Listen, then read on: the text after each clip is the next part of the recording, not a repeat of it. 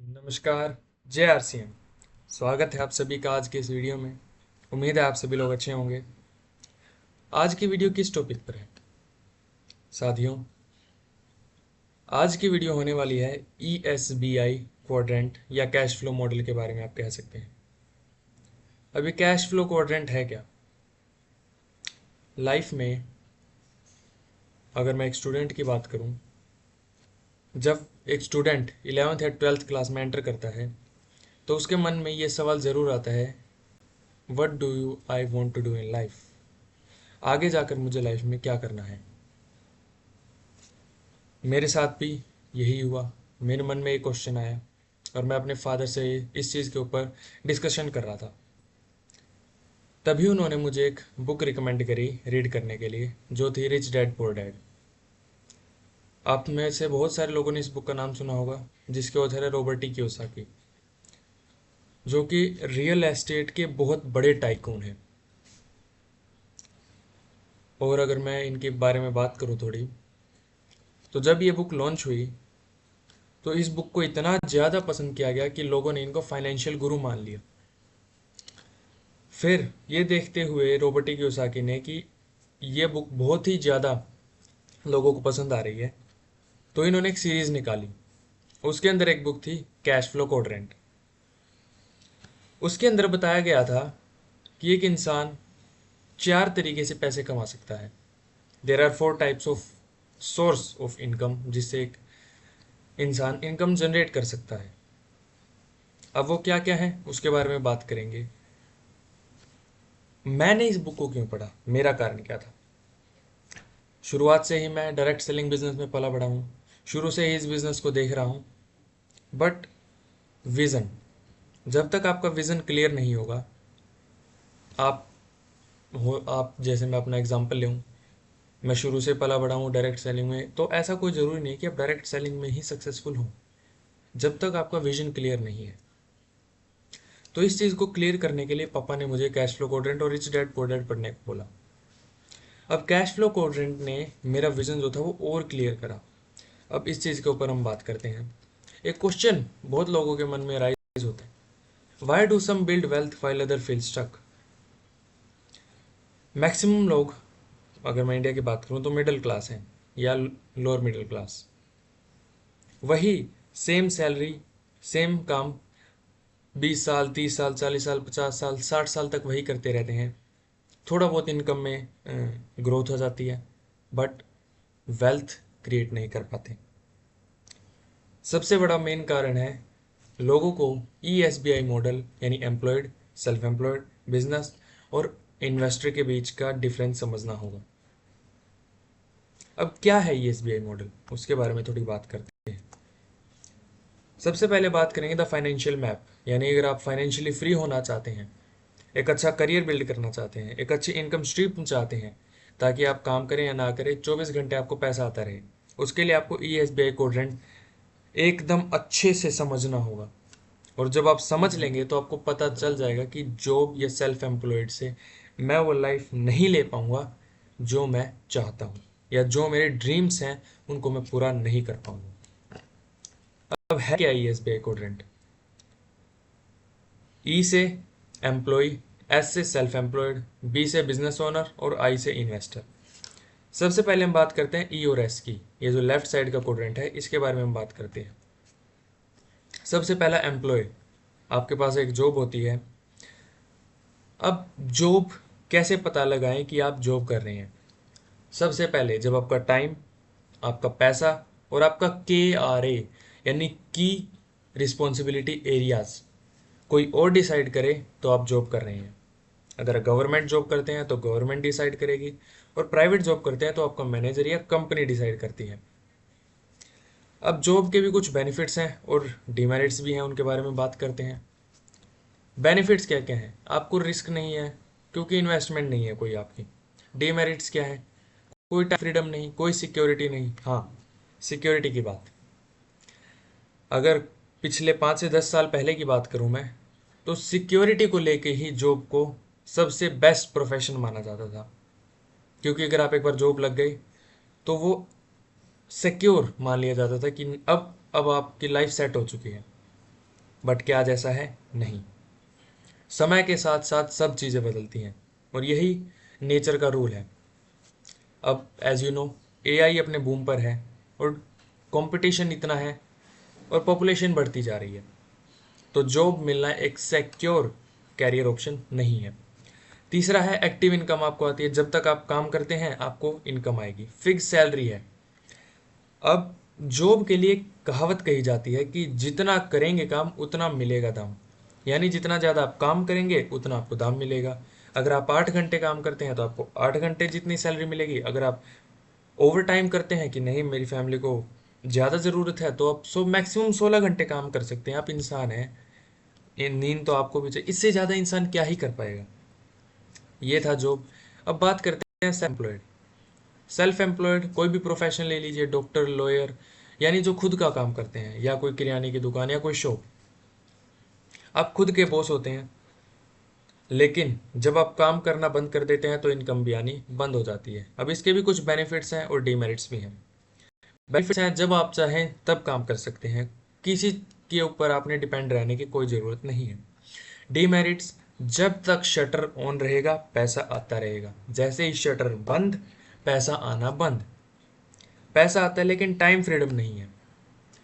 आप किसी से भी पूछ लीजिए, जो डॉक्टर या जिनका क्लिनिक है, जो प्रोफेशन है, प्रोफेशनल लोग हैं, या कोई किराने की दुकान है आपके आसपास में, पूछिए अंकल आप तो इतना पैसा कमाते हैं, आप कहीं घूमने क्यों जाते? वो कहेगा मरने तक की फुर्सत नहीं है, क्योंकि जैसे ही वो अपना काम छोड़कर जाएंगे उनका काम एकदम खत्म हो चुका होगा जब वो वापस आएंगे। पैसा आप कमा लेते हैं लेकिन टाइम फ्रीडम नहीं मिलती, तो ऐसे पैसे का भी क्या कमाना। हाँ, एक और चीज़, पैसा इतना नहीं है कि आप सोचें कि आप एक फाइनेंशियल फ्री लाइफ जी सकें। इसके लिए भी एक कहावत है कि जब तक करेंगे काम तब तक मिलेगा दाम। जब तक आप काम करते रहेंगे पैसा आपको आता रहेगा। जॉब में क्या था, जितना करेंगे काम उतना मिलेगा दाम। अब इसमें जब तक करेंगे काम तब तक मिलेगा दाम। अब एक गलत फहमी लोगों को होती है कि वो जॉब या सेल्फ एम्प्लॉयड होकर बहुत सारा पैसा कमा सकते हैं, फाइनेंशियली फ्री हो सकते हैं, टाइम फ्रीडम ले सकते हैं। तो उनसे मैं एक बात कहना चाहूँगा, वो है time is proportionate to the amount of money you make. जितना टाइम आप देते हैं उतना पैसा आप कमाते हैं, और ये ही मेन डिफरेंस है ई, एस, बी और आई के बीच में। ई और एस जितना टाइम देते हैं उतना पैसा कमाते हैं। बी और आई, उसके बारे में मैं आगे बात करूंगा। एक सिस्टम क्रिएट करते हैं और लोग उनके लिए काम करते हैं, और वो चाहे काम पर आए या ना आए उनको पैसा आता रहता है। ये चीज़ हमें समझनी होगी दोस्तों कि जितना काम आप करेंगे उतना ही आपका टाइम जाएगा। ये ई और एस के ऊपर लागू होता है और बी और आई के ऊपर भी, बट एक डिफरेंट एस्पेक्ट के साथ, वो आपको बताता हूँ। अब बात करते हैं हम बिजनेस ओनर के बारे में। बिजनेस ओनर कौन होता है? जो लाखों करोड़ों रुपए लगाकर एक सिस्टम क्रिएट करता है और लोग उसके लिए काम करते हैं और इनकम जनरेट करते हैं बिना उसकी कांस्टेंट प्रेजेंस, यानी वो काम पर आए या ना आए उसको पैसा आता रहता है। अब इसके बेनिफिट्स और डीमेरिट्स भी हैं, क्योंकि ऐसा कोई कुछ नहीं है कि जिसकी मेरिट्स ही मेरिट्स हो, डीमेरिट्स ना हो। मेरिट्स डीमेरिट्स दोनों ही होती हैं। हाँ, हो सकता है कभी कम हो कभी ज़्यादा हो, मेरिट्स ज़्यादा हो डीमेरिट्स कम हो।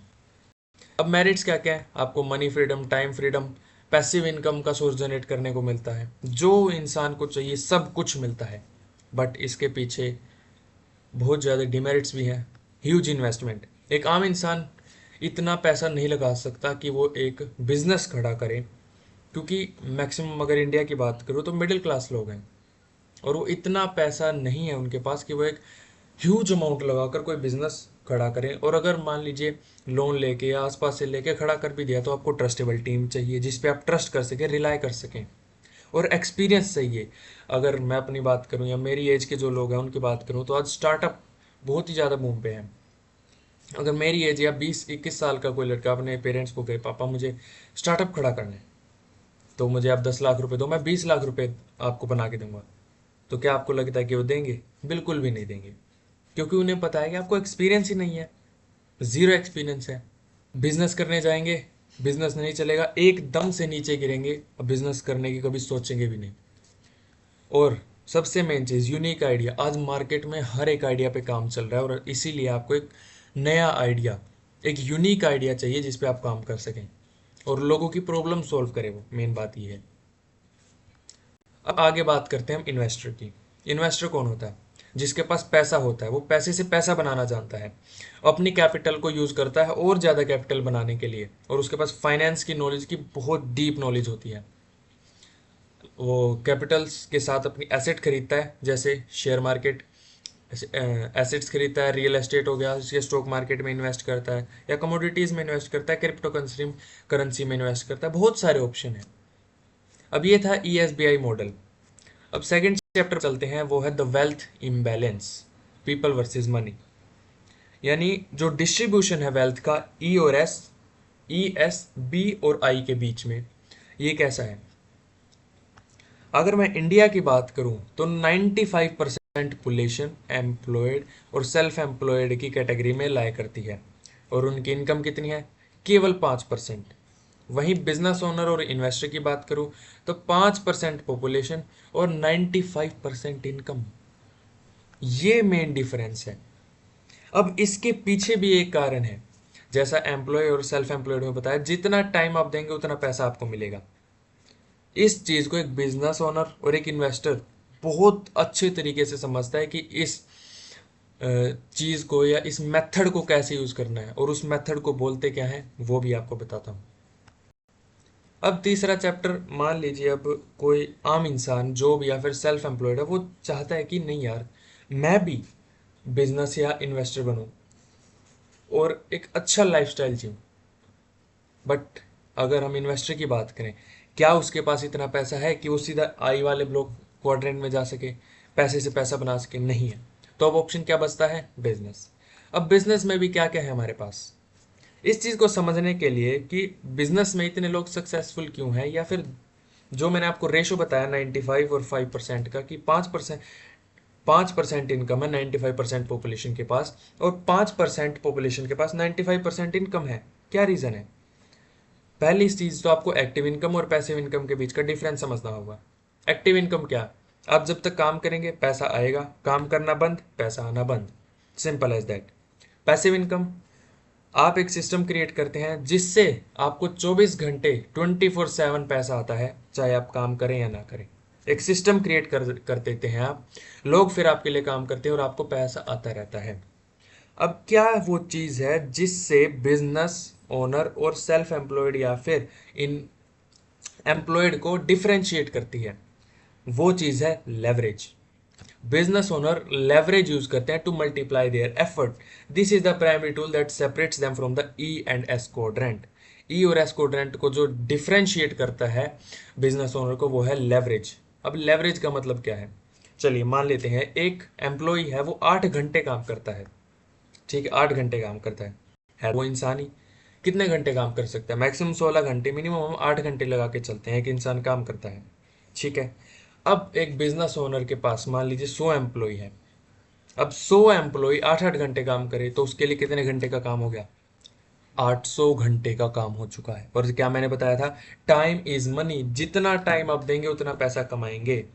एक एम्प्लॉय 8 घंटे देगा तो उसको 8 घंटे जितने पैसे मिलेंगे, और एक बिजनेस ओनर 800 घंटे का काम करता है, उसके लिए 800 घंटे का काम होता है, तो वो 800 घंटे जितने पैसे कमाता है। ये मेन रीजन है दोस्तों, लेवरेज।